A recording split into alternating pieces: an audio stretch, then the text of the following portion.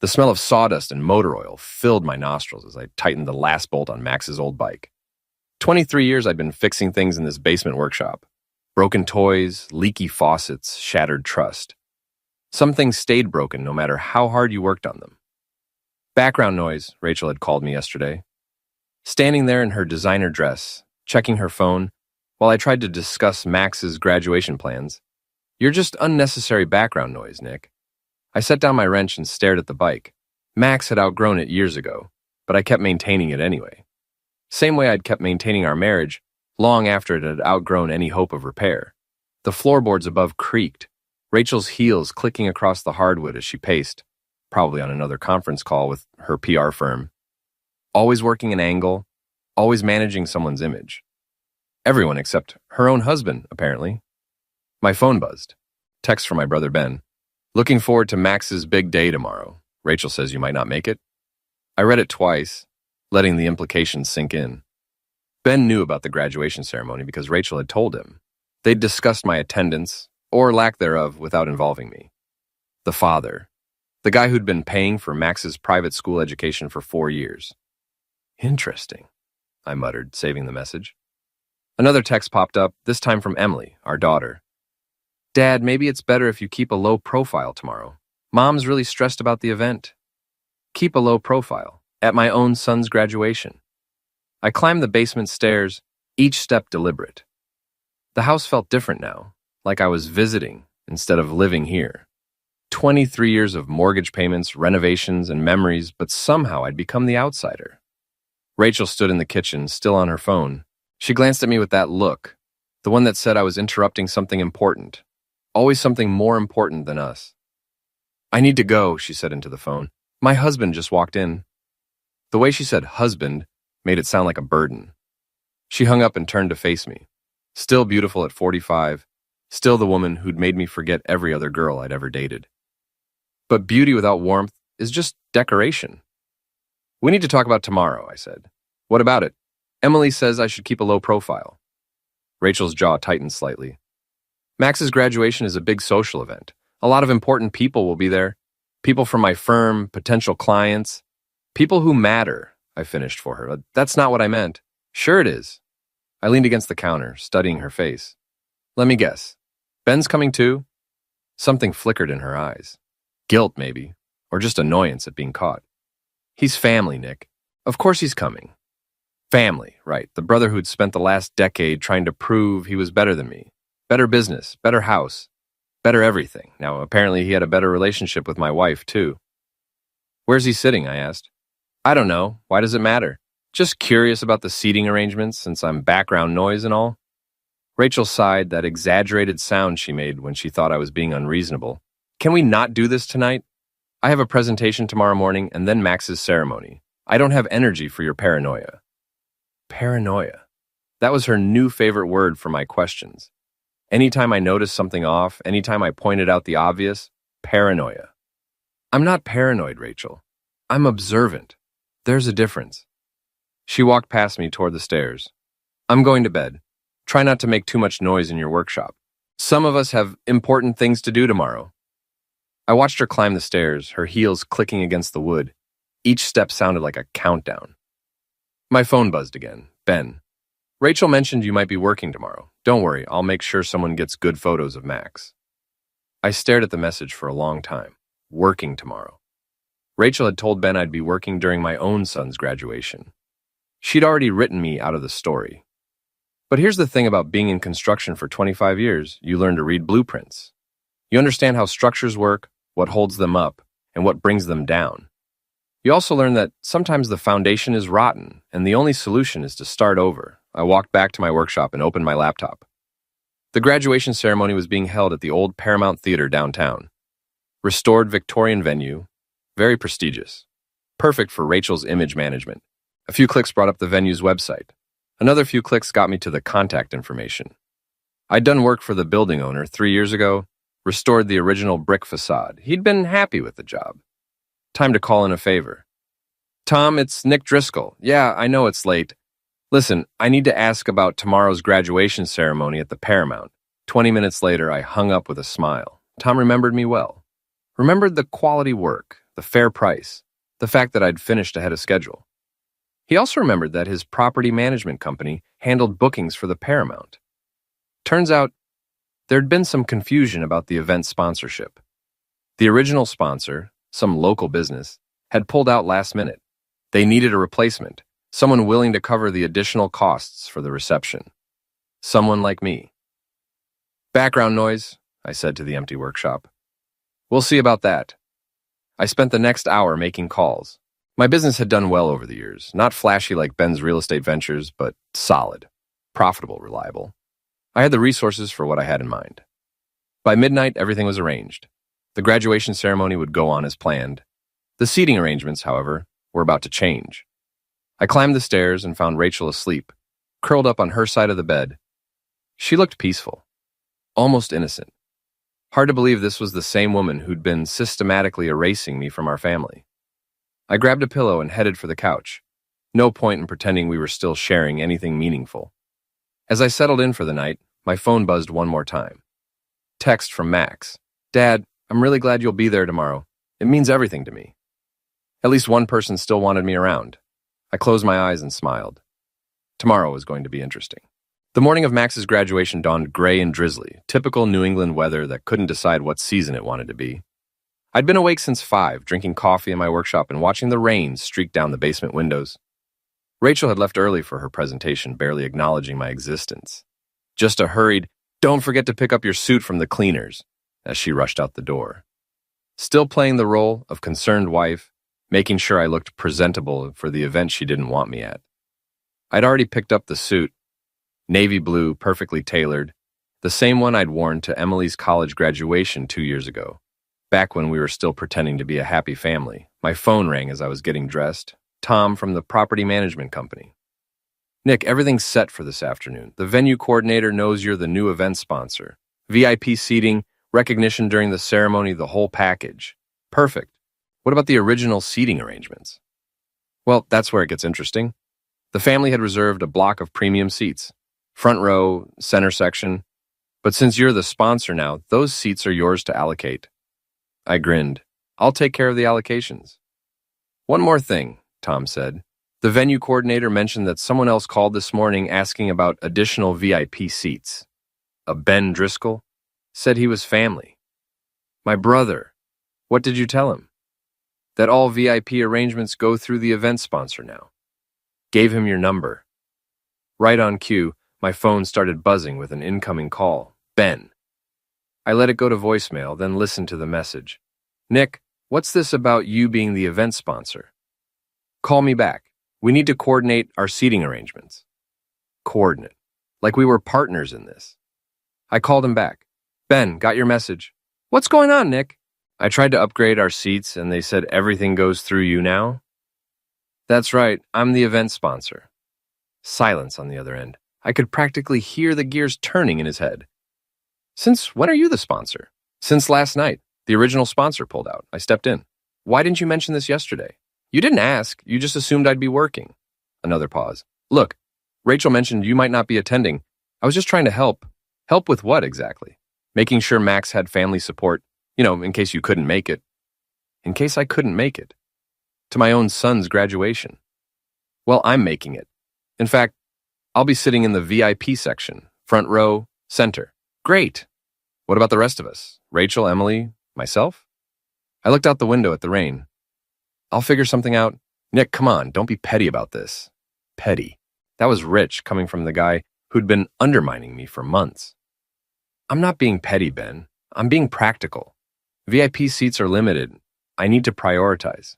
Prioritize what? People who actually want me there. I hung up before he could respond. An hour later, I was at the Paramount Theater meeting with the venue coordinator. Linda Chen, a efficient woman in her 50s who'd been running events here for decades. Mr. Driscoll, thank you so much for stepping in. This would have been a disaster without a proper sponsor. Happy to help. Let's go over the arrangements. She led me through the theater, pointing out the VIP section, the stage setup, the reception area.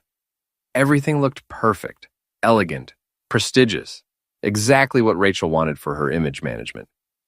Now, about the seating, Linda said, pulling out a clipboard. You mentioned you wanted to make some changes?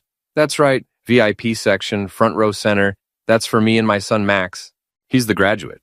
Of course. What about the other family members? I handed her a revised seating chart I'd prepared. My wife Rachel and my daughter Emily can sit in Section B, row 5. My brother Ben gets Section C, row 8. Linda looked at the chart, then back at me. Sir, Section C is, well, it's behind a pillar, limited view. Perfect. She didn't ask questions. In her business, family drama was probably routine. What about recognition during the ceremony, she asked. Standard sponsor acknowledgement, nothing fancy. The previous sponsor was planning a brief speech. I'll pass on the speech, just the acknowledgement. We finished the walkthrough and I headed home to change. Rachel's car was in the driveway. She must have finished her presentation early. I found her in the bedroom, laying out her dress for the ceremony. Black and elegant, probably cost more than most people's monthly rent. How did your presentation go? I asked. Fine. Good, actually. We landed the account. She glanced at me. You're home early? Had some errands to run? For the ceremony? Something like that. She studied my face, looking for clues. Rachel had always been good at reading people, and it's what made her successful in PR, but I'd gotten better at hiding things. Ben called me, she said. He seemed upset about something, seating arrangements. We worked it out. Nick, what's going on? You're acting strange. Strange, not suspicious, not secretive, strange. Like my behavior was the problem, not the situation that caused it. I'm acting like someone who wants to see his son graduate. Of course you do. We all do. We. Like she and Ben were a unit now. Rachel, can I ask you something? She tensed slightly. What? When did you and Ben start planning this together? Planning what together? Max's graduation, the seating, the arrangements, my apparent absence. Her face flushed. We didn't plan anything together. Ben just offered to help coordinate. Coordinate what? I'm the boy's father. You're also unreliable lately. Unreliable. Another new favorite word. How am I unreliable? You've been distant, Nick. Distracted. Working late. Spending all your time in that workshop. Emily and you thought. What about Ben? What did Ben think? Rachel's flush deepened. Ben's concerned about you, too. I'll bet he is. I walked to the closet and pulled out my suit. Navy blue, perfectly pressed. The armor I'd wear to battle. Nick, please, can we just get through today without drama? Drama. Like my presence at my son's graduation was inherently dramatic. No drama, I said. Just a father watching his son graduate. She looked relieved. Good. That's all any of us want. All of us. There it was again. I got dressed in silence while Rachel finished her preparations. She looked beautiful as always. Polished, professional, perfect. The kind of woman who belonged in VIP sections and society pages. Too bad she'd be sitting in Section B. My phone buzzed. Text from Max. See you there, Dad. Thanks for everything. Everything. The tuition payments, the late-night homework help, the driving lessons, the college application stress, all the background noise of being a father. Ready? Rachel asked. Ready, I said. But I wasn't just ready for Max's graduation. I was ready for Rachel and Ben to learn what happens when you try to make someone disappear. Time to turn up the volume on all that background noise. The Paramount Theater buzzed with the energy of 200 families celebrating their graduating seniors. I stood in the lobby watching parents pose for photos and students adjust their caps and gowns. Max looked sharp in his graduation regalia, his smile genuine as he hugged classmates and shook hands with teachers. Rachel worked the room like the professional she was, air-kissing acquaintances and making small talk with other parents. She'd introduced me to a few people as my husband, Nick, but her attention kept drifting toward the entrance. She was waiting for Ben. He arrived fashionably late, as always, expensive suit, perfect haircut, that confident smile that had charmed teachers, girlfriends, and apparently my wife throughout our lives. Ben had always been the golden child. Star athlete in high school, full scholarship to college, successful business by 30. Everything came easy to him, including things that belonged to other people. Nick, he called out, crossing the lobby with arms spread wide. There's the man of the hour. Man of the hour. Interesting choice of words. He pulled me into one of those aggressive backslapping hugs that men do when they're performing brotherhood for an audience. Congratulations on stepping up as sponsor, he said, loud enough for nearby parents to hear. Really saved the day. Saved the day. Like I was some kind of backup plan instead of the graduate's father. Just doing what needed to be done, I replied. Rachel appeared at Ben's side, her smile bright and artificial. Ben, you made it. I was starting to worry about traffic. She touched his arm as she spoke. Brief, casual, but I caught it. The kind of unconscious familiarity that develops between people who spend time together, a lot of time. Wouldn't miss Max's big day, Ben said. Where's Emily? She's saving our seats, Rachel said. Speaking of which, we should probably head in soon. Our seats, not her seat, not Emily's seat.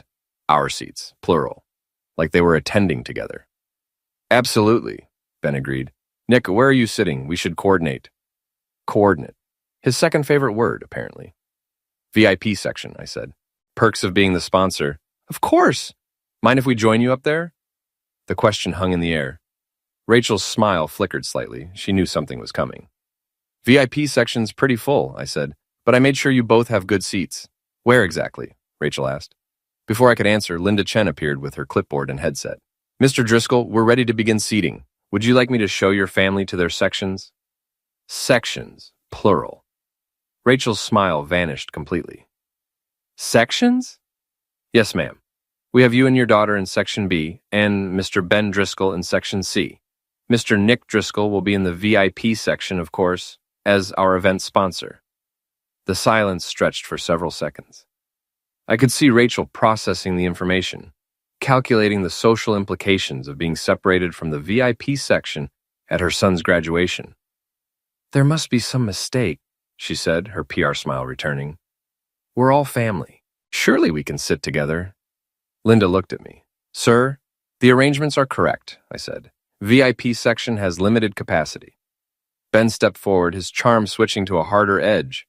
Nick, come on, we can work this out. It's already worked out. Ladies and gentlemen, the theater's sound system crackled to life. Please begin taking your seats. The ceremony will begin in 10 minutes. The crowd started moving toward the theater doors. Max appeared beside me, adjusting his cap. Dad, where are you sitting? Front row, center, VIP section. His face lit up. Really? That's awesome. Rachel forced another smile. Max, honey, we'll all be cheering for you. From different sections, Ben muttered. Max looked confused. Different sections? It's fine, I said, putting my hand on his shoulder. Go get in line with your classmates. We'll sort out the seating. He nodded and headed toward the staging area where graduates were forming their processional line. Nick, Rachel said, her voice tight with controlled anger, this is embarrassing. What's embarrassing? Splitting up the family at Max's graduation. Family. She kept using that word, but I wasn't sure she understood what it meant anymore. I didn't split up anything, I said. I just prioritized seating based on who actually supports Max. We all support Max, Ben said. Do you? Because yesterday you thought I wouldn't even be here. Linda Chen cleared her throat diplomatically. Folks, I really need to get everyone seated. Of course, Rachel said, switching back to her professional mode. We'll figure this out. But there was nothing to figure out. The seating arrangements were final, and she knew it. I watched them walk toward their respective sections, Rachel's heels clicking with sharp, angry precision. Ben's confident stride faltering slightly as he realized he'd be sitting behind a pillar. I made my way to the VIP section, front row center. The seat was perfect. Clear view of the stage, close enough to see Max's face when his name was called. The theater filled quickly. I spotted Rachel in Section B, her jaw set in that way that meant she was furious but trying to hide it. Emily sat beside her, looking confused and slightly embarrassed. Ben was harder to see from his position behind the pillar, but I caught glimpses of him craning his neck to get a better view. The lights dimmed and the ceremony began. Traditional processional music filled the theater as graduates filed down the aisles in their caps and gowns.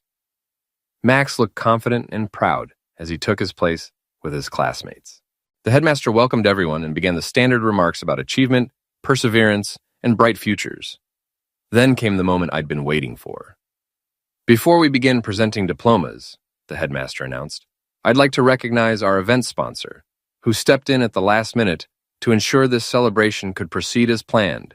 Please join me in thanking Nick Driscoll of Driscoll Construction. Applause filled the theater. I stood and gave a brief wave, feeling the weight of 200 pairs of eyes. In the VIP section, people nodded approvingly. In Section B, Rachel's smile looked like it might crack her face. Mr. Driscoll, the headmaster continued, your generosity and community support exemplify the values we hope to instill in our graduates.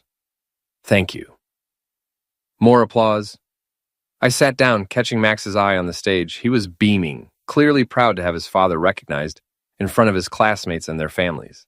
The diploma presentation began, students crossing the stage in alphabetical order. When they called Maxwell Driscoll, I stood and cheered louder than anyone else in the theater. He walked across that stage with confidence, shook the headmaster's hand, and looked directly at me as he held up his diploma. That moment made everything worthwhile. After the ceremony, families gathered in the lobby for the reception. I found Max surrounded by classmates and their parents, all congratulating him and mentioning the sponsor recognition. Your dad really came through, one parent said. Classy move, stepping in like that. Max glowed with pride. Yeah, he's always been there for me. Always been there. Not background noise, foreground music.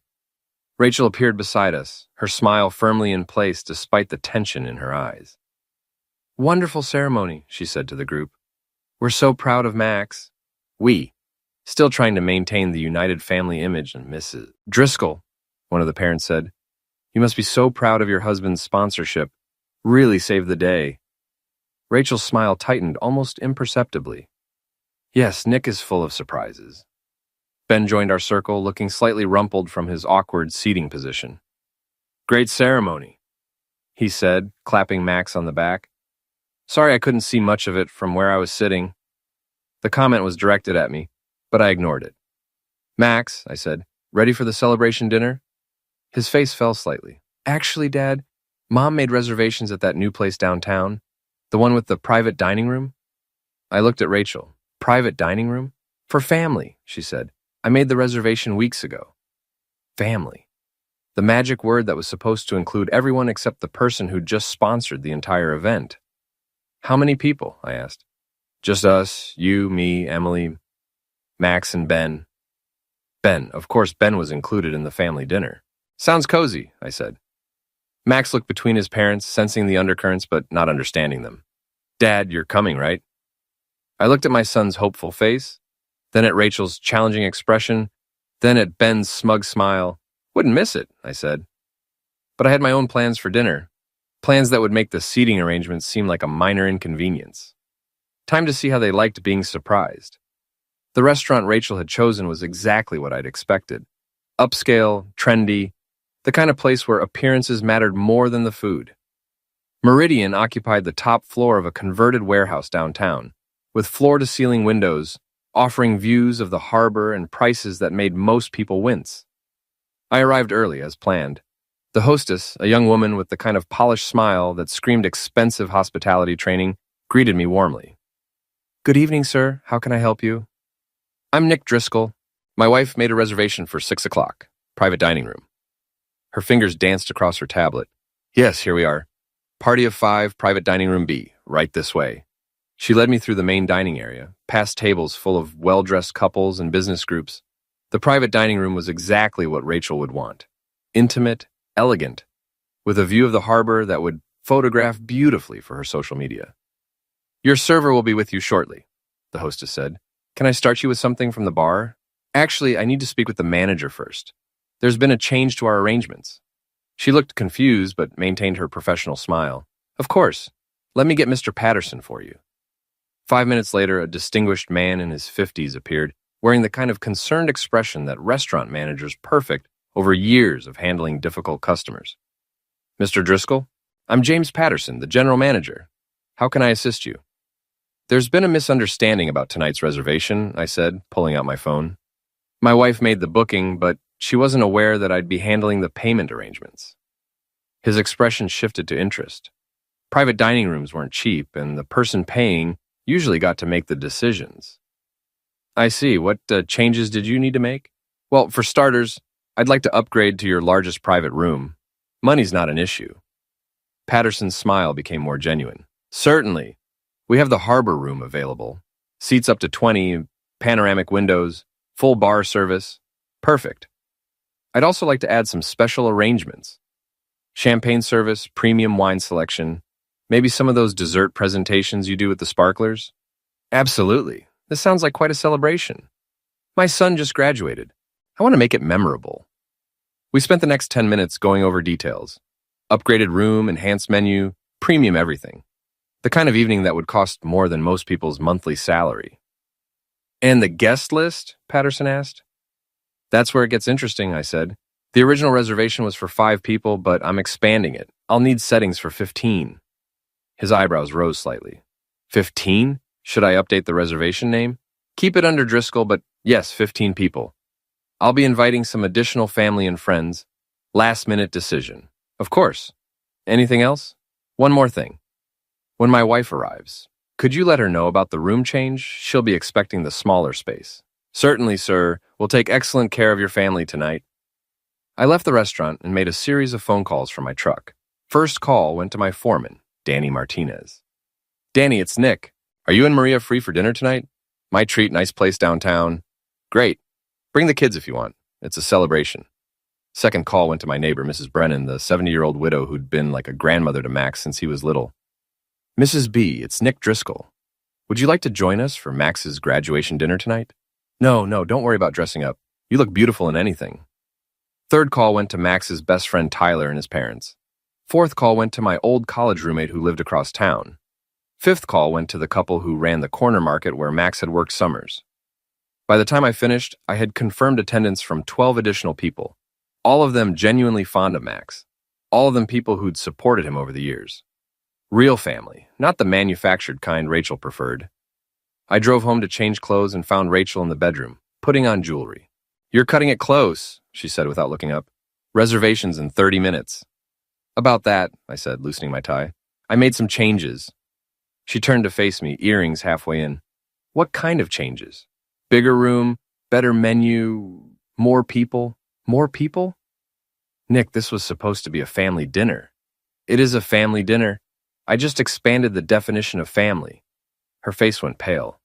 Who did you invite? People who care about Max. Danny and Maria Martinez from my crew.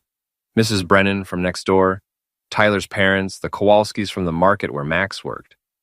You invited your construction workers to Max's graduation dinner? The way she said construction workers made it sound like I'd invited a biker gang. I invited people who've been part of Max's life. People who've watched him grow up, supported him, cared about his success. This is a disaster, she said, sinking onto the bed. I planned an intimate family celebration and you've turned it into some kind of community gathering. What's wrong with community?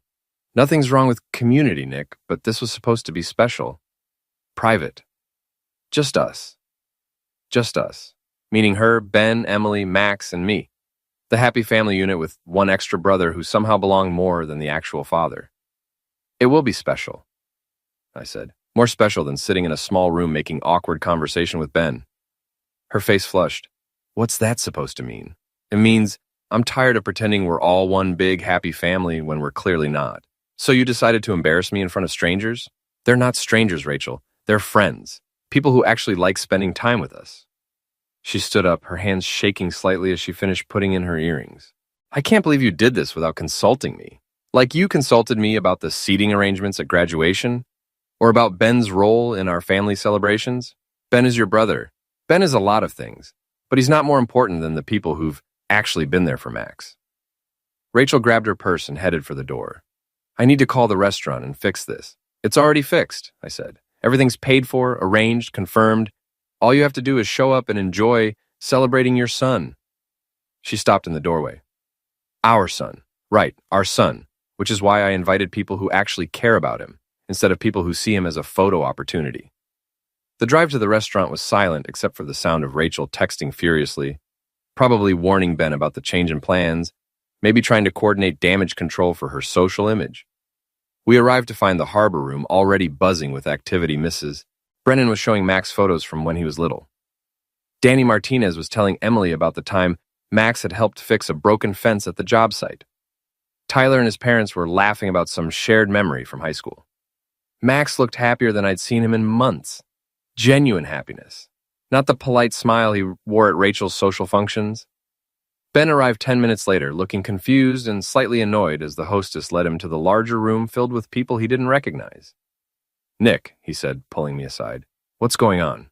This isn't what Rachel described." "Plans changed," I said. "Hope you don't mind mixing with regular people." His jaw tightened. "That's not what I meant." "Sure it is." The evening proceeded beautifully. Conversation flowed, stories were shared. Genuine affection for Max was evident from every guest. Mrs. Brennan made him laugh until he nearly cried. Danny's kids treated him like a beloved older cousin. Tyler's parents shared embarrassing stories that had everyone in stitches. Rachel played her part perfectly, smiling and making small talk. But I could see the tension in her shoulders. This wasn't the intimate, controlled environment she'd planned. It was messy, loud, real. Ben looked increasingly uncomfortable as the evening progressed. He didn't know these people, didn't share their memories, couldn't charm them with his usual smooth talk. He was the outsider here, not me. When the dessert course arrived, complete with sparklers and a custom congratulations message for Max, my son stood up to make a speech. "I just want to thank everyone for being here tonight," he said, his voice strong and clear. "Especially my dad, who apparently invited half the neighborhood and upgraded everything without telling anyone." Laughter rippled around the table. "But seriously," Max continued, "looking around this room, I see all the people who've made my life better. People who've helped me, supported me, believed in me. This is what family really looks like." He raised his glass. "To family, all kinds of family." Everyone raised their glasses and toasted. Even Rachel managed a genuine smile, but Ben didn't raise his glass. He sat there, staring at the table, finally understanding that he didn't belong in this picture. As the evening wound down and guests began to leave, Max pulled me aside. "Dad, this was perfect. Thank you." "You're welcome, son. You deserve to be celebrated by people who love you. I know Mom wanted something smaller, but this felt more us, you know?" I looked around the room at the lingering conversations, the genuine warmth, the authentic connections. "Yeah," I said. "This is definitely more us." Rachel appeared beside us, her public smile firmly in place. "Wonderful evening," she said. "Very memorable." Memorable, that was one way to put it. Ben approached our group, looking ready to leave. "Great dinner, Nick. Thanks for including me." Including him, like he'd been an afterthought instead of part of Rachel's original plan. "Anytime," I said, but we both knew there wouldn't be a next time. The dynamic had shifted, and everyone in the room could feel it. As we said goodbye to the last guests, I caught Rachel checking her phone, probably already planning how to spin this evening for her social media, how to make it look like her idea all along. But Max knew the truth, and so did everyone else who mattered. Background noise had just become the main event. 3 days after Max's graduation dinner, I was in my workshop when I heard car doors slamming in the driveway. Not one door, 2 doors, which meant Rachel wasn't alone. I glanced out the basement window and saw Ben's silver BMW parked behind Rachel's Mercedes. Interesting. A coordinated visit. I could hear their voices upstairs, muffled but intense. Rachel's tone was sharp, agitated. Ben's responses were lower, calmer, the voice he used when he was trying to manage a situation. After about 10 minutes, footsteps headed toward the basement stairs. I didn't look up from the cabinet I was refinishing when they appeared. Rachel first, her heels clicking on the concrete floor, followed by Ben in his expensive suit, looking like he'd rather be anywhere else. "We need to talk," Rachel announced. I continued sanding the cabinet door, focusing on the smooth, rhythmic motion. "About what?" "About what happened at dinner the other night. Max's graduation celebration? What about it?" Ben stepped forward, his hands in his pockets. "Nick, we think you might be going through something. The seating arrangements at graduation, the surprise dinner guests, it's not like you." Not like me, as if they were experts on my behavior. "Maybe you don't know me as well as you think," I said, finally looking up from my work. Rachel crossed her arms. "We've been married for 23 years. I know when you're acting out." Acting out. Like I was a child having a tantrum instead of a man who'd figured out what was really going on. Acting out how exactly? By sponsoring my son's graduation? By inviting friends to celebrate with us? By making unilateral decisions that affect the whole family, Ben said. By embarrassing Rachel in front of people. I set down my sandpaper and turned to face them fully. Embarrassing Rachel how? "You know how," Rachel said. "Inviting your work crew, the neighbors, people I barely know, making me look like I don't have any say in my own son's celebration. Your son? I thought he was our son. You know what I mean. Actually, I don't. Why don't you explain it to me? Ben and Rachel exchanged a look. Quick, subtle, but I caught it. The kind of look that passes between people who've discussed something privately.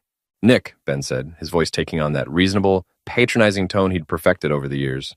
We're concerned about you. These past few months, you've been different.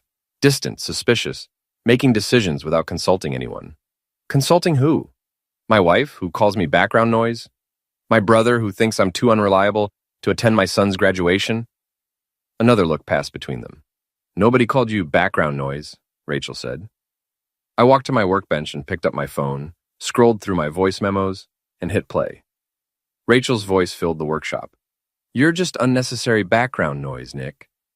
The silence stretched for several seconds. Rachel's face went white, then red. You recorded me? I recorded a conversation in my own house. Perfectly legal. That's paranoid behavior, Nick. There was that word again, paranoid. Is it paranoid to document the truth? Because from where I stand, it looks like you two have been making plans that don't include me.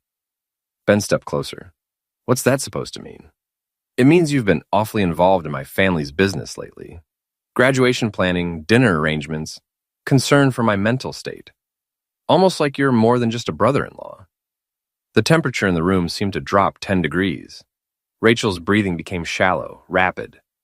Ben's jaw muscles tightened. I think you need to be very careful about what you're suggesting, Ben said. I'm not suggesting anything. I'm stating facts. You've been unusually interested in my wife's social calendar. She's been unusually interested in your opinions about family matters. And both of you seem unusually concerned about my presence at family events. Nick, stop, Rachel said. This is crazy talk. Crazy, another favorite word. Is it crazy to notice that my wife discusses family plans with my brother before she discusses them with me? Is it crazy to wonder why my brother has opinions about my attendance at my son's graduation? Ben's hands came out of his pockets, his stance shifting slightly. You're way out of line here. Am I? Then explain something to me, Ben. When did you become so invested in my family's happiness? I've always cared about your family. Have you? Because I remember a lot of years when you barely showed up for birthdays and holidays. Now suddenly you're coordinating seating arrangements and dinner reservations? I was trying to help. Help with what? Taking my place? The words hung in the air like a challenge. Ben's face flushed, his hands clenching into fists. Nobody's trying to take your place, Nick. No? Then why does my wife consult with you about decisions that should be between husband and wife? Why do you know more about my son's graduation plans than I do? Rachel stepped between us. This is insane. Ben has been supportive during a difficult time. What difficult time? The time when I've been working 60-hour weeks to pay for Max's school and Emily's college loans? The time when I've been maintaining this house and supporting this family while you build your career? The time when you've been emotionally unavailable and increasingly paranoid, she shot back. Emotionally unavailable to who? Because Max doesn't think I'm unavailable.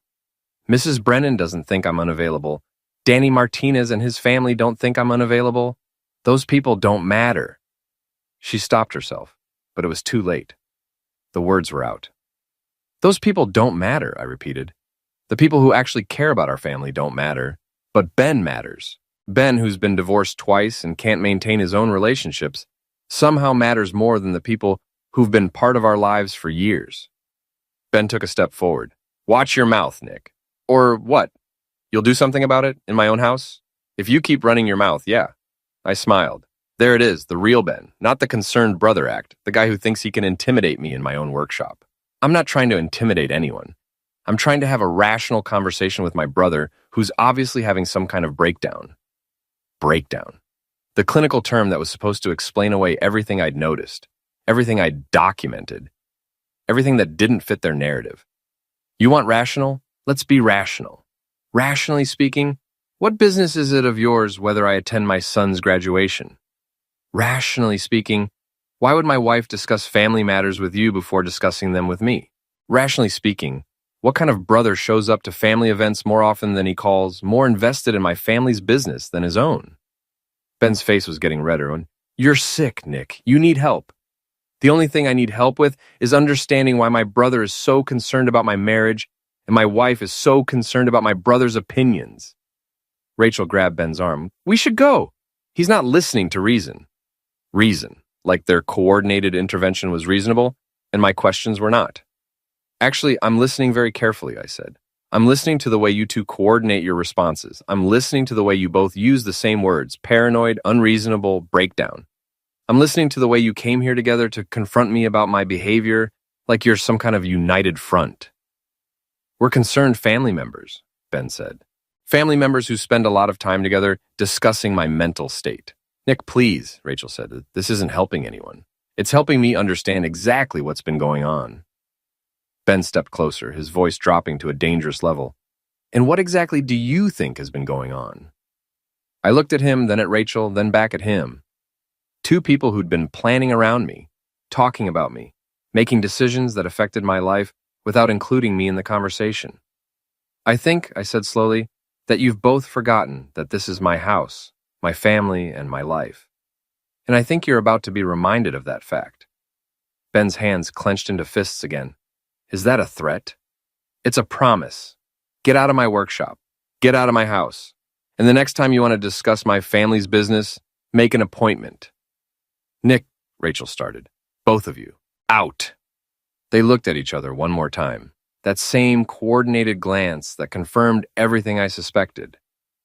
This isn't over, Ben said. You're right, I replied. It's not. They left, their footsteps echoing on the stairs, their voices resuming the moment they thought they were out of earshot. I heard the front door slam, then car doors, then engines starting. I stood in my workshop, surrounded by the tools and projects that had always been my refuge, and smiled. They thought they were managing me, controlling the narrative, handling the situation. They had no idea what was coming next. The morning after Ben and Rachel's coordinated intervention, I did something I'd never done in 25 years of marriage. I called in sick to work and spent the day investigating my own life. It started with the credit card statements. Rachel handled most of our finances. She was better with numbers, more organized, had a system for everything.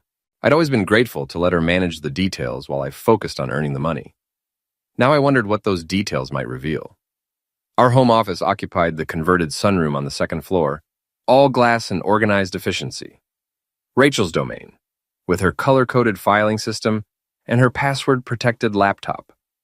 But the paper statements were filed in the cabinet beside her desk, organized by month and account. I started with her personal credit card, the one she used for shopping and entertainment.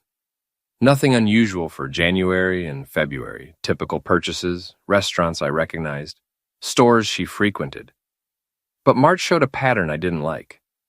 Lunch at Meridian Restaurant. The same place we'd had Max's graduation dinner, but this was 3 months earlier. Expensive lunch, 2 entrees, wine, dessert. The kind of meal you have when you're celebrating something or trying to impress someone. 2 days later, another restaurant. Different place, same pattern. Expensive meal for 2. A week after that, a hotel charge. Not a hotel we'd stayed at together. I would have remembered. The Harborview Inn, downtown. One night. Premium room rate. I cross-referenced the dates with my own calendar. March 15th, the Meridian lunch. I'd been in Boston that day, meeting with suppliers. March 17th, the second restaurant. I'd been working late on the Morrison project. March 24th, the hotel. I'd been at Emily's college for Parents' Weekend. Every romantic meal, every hotel stay, perfectly timed for when I was out of town. My hands were shaking as I pulled April's statement. More of the same. Restaurants, hotels, expensive wine purchases. A pattern of deception that went back months. But the most damning evidence was the simplest, gas station purchases. Rachel's car got excellent mileage and she worked downtown, rarely needing to fill up more than once a week. But the statements showed gas purchases every few days, often at stations across town, stations near Ben's neighborhood. I photographed every relevant statement with my phone, then put everything back exactly as I'd found it. Rachel would never know I'd been through her files. Next, I checked our phone records. Our family plan included detailed billing, something Rachel had insisted on to track Emily and Max's usage. Now I was grateful for her thoroughness. The pattern was even clearer in the phone logs. Daily calls between Rachel and Ben, often lasting an hour or more. Text message clusters that corresponded exactly with the restaurant and hotel charges. Communication that had intensified over the past 6 months. But the most interesting discovery was in the timing. The calls often happened right after Rachel and I had conversations about family plans, work schedules, or travel. She'd discuss something with me, then immediately call Ben to report the details, like she was keeping him informed about my schedule. I took photos of the phone records too, then sat back in Rachel's chair to process what I'd learned. This wasn't a recent development. It was a systematic affair that had been going on for months, maybe longer. My phone buzzed. Text from Ben. Hope you're feeling better today. Yesterday was rough for everyone. Feeling better. Like I'd been sick instead of suspicious. I typed back, much better, thanks for your concern. His response came quickly. Good, family's important. We should stick together. Family, the word had lost all meaning. I spent the rest of the morning making calls. First to Tom Patterson, the restaurant manager from Max's graduation dinner. Tom, it's Nick Driscoll. I wanted to thank you again for accommodating the last-minute changes. My pleasure, Nick. Your family seemed to really enjoy the evening. They did. Listen, I'm planning another celebration, and I was wondering if you could help me with some information. My wife's been raving about your restaurant, says she's eaten there several times this year. Oh, wonderful. We love repeat customers. What can I help you with? Well, she mentioned having lunch there back in March, said the service was exceptional. I'd love to surprise her by requesting the same server if possible. Let me check our records. March, you said? What date? The 15th, I think. I heard keyboard clicking. Yes, here it is, March 15th, party of 2, lunch service. That was Amanda's table. She's one of our best servers. Party of 2, confirmation. Perfect. And I think she had dinner there another time too, maybe March 17th? More clicking. Yes, that's right. Same server, actually. Your wife and her companion seemed to really enjoy Amanda's recommendations. Her companion, not her husband. Great. I'll make sure to request Amanda when I make the reservation. I hung up and made another call, this one to the Harborview Inn. Good morning, I'm calling about a stay my wife had there in March. Rachel Driscoll? I'm planning a surprise and wanted to make sure I booked the same room she enjoyed. The desk clerk was happy to help. Yes, they had a record of Rachel's stay. March 24th, one-night Harborview suite. Checked in at 3 p.m., checked out at 11 a.m. The room had been booked under her name, but the reservation notes indicated it was for 2 guests. 2 guests in a room registered to my wife. I thanked the clerk and hung up, then sat in the quiet office processing the magnitude of what I'd discovered. This wasn't just an affair. It was a full relationship, complete with regular dates, overnight stays, and coordinated deception. My phone rang. Rachel. Hi, honey. How are you feeling? Honey. The casual endearment she used when she was performing normalcy. Better, I said, and took the day to rest. Good. Listen, I have to work late tonight. Client dinner could run until 10 or 11. Client dinner. I wondered if Ben would be there. Which client? The Hartwell Group. You don't know them. Maybe not, but I knew how to verify her story. Okay, I'll probably be in the workshop when you get home. Perfect. Love you. Love you. The words felt like sandpaper. After she hung up, I called the Hartwell Group's main number. Good afternoon, Hartwell Group.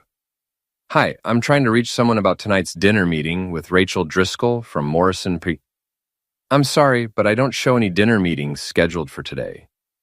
Would you like me to connect you with someone specific? No, that's okay. I must have the wrong date. I hung up and checked Ben's business website. His company, Driscoll Development, listed current projects and contact information. I called his office. Driscoll Development, this is Jenny. Hi, Jenny. I'm trying to confirm Mr. Ben Driscoll's schedule for this evening. I have a meeting request, but wasn't sure about his availability. Let me check. He's blocked out from 6 to 10 tonight. Personal appointment. Personal appointment that coincided exactly with Rachel's fake client dinner. I thanked Jenny and hung up, then sat in the quiet office surrounded by evidence of my wife's betrayal. Credit card statements, phone records, hotel confirmations, restaurant reservations. a paper trail that painted a clear picture of systematic deception. But evidence wasn't enough. I needed leverage. I spent the next hour researching both Rachel's PR firm and Ben's development company. Public records, business filings, client lists, financial information. Looking for pressure points, vulnerabilities, ways to make their deception costly. What I found was interesting. Ben's company was highly leveraged, dependent on a few major projects for cash flow. Rachel's firm was in the middle of several high-profile campaigns where image management was crucial. Both of them had built their professional lives on reputation and perception. Both had a lot to lose if their personal lives became public knowledge. I smiled as I closed the laptop and put away the files. They thought they were managing the situation, controlling the narrative, handling the unstable husband. They had no idea that the unstable husband had just become a very well-informed adversary. Time to see how they handled being investigated instead of being the investigators. I spent the evening in my workshop, but not working on any projects. Instead, I sat at my workbench with a yellow legal pad, methodically planning my next moves. By the time Rachel's headlights swept across the basement windows at 10:30 p.m., I had a comprehensive strategy mapped out. She came home humming, like she'd had a wonderful evening. I heard her heels on the kitchen floor above, the sound of the refrigerator opening, water running in the sink, the domestic sounds of a woman who thought she was getting away with something. I climbed the stairs to find her at the kitchen counter, eating leftover pasta from Max's graduation dinner. "How was your client meeting?" I asked. "Good. Productive. The Hartwell people are interesting to work with." Hartwell people. She was doubling down on the lie. "What kind of business are they in again?" "Import-export, mostly luxury goods from Europe." She was making it up as she went along, adding details to make the story sound more believable. "Sounds lucrative. Where did you meet?" "That new place on Beacon Street. You know, the one with the outdoor terrace?" I nodded as if I believed her. "Ben called earlier, by the way." Her fork paused halfway to her mouth. "Oh, what did he want?" "Just checking in, said he was having a quiet evening at home." The fork resumed its journey, but I caught the slight tremor in her hand. "That's nice. He's been working so hard lately." "Has he? On what?" "I don't know. Business things. You'd have to ask him." She finished her pasta and rinsed the bowl, her movements a little too casual, a little too deliberate. "I think I'll head up to bed," she said. "Long day tomorrow." "Rachel?" She turned, and for just a moment, I saw something in her eyes. Fear, maybe, or guilt. "Yeah? I love you." Her smile faltered slightly, then returned full force. "I love you too, Nick." But we both knew she was lying. The next morning, I implemented phase 1 of my plan. I called Rachel's office at 9 a.m. when I knew she'd be in her daily staff meeting. "Morrison PR, this is Jessica." "Hi, Jessica. This is Nick Driscoll, Rachel's husband. I wanted to surprise her with lunch today, but I need to work around her client meetings. Could you tell me what time her appointment with the Hartwell Group ends?" "The Hartwell Group? I don't see any meetings with them on her calendar today. Maybe it's tomorrow or later this week." I heard keyboard clicking. "I'm not seeing any Hartwell Group meetings at all. Are you sure that's the right company name?" "You know what? I might be confused. She mentioned so many client names last night. Thanks anyway." I hung up and made my next call, this one to Ben's office. "Driscoll Development. This is Jenny." "Jenny, hi. This is Nick Driscoll, Ben's brother. I was supposed to meet him for lunch today, but I can't remember what time we agreed on. Could you check his calendar?" "Sure, let me look. I don't see any lunch meetings with you today, Mr. Driscoll. Are you sure it was today?" "Maybe I got the day wrong. What does his schedule look like around noon?"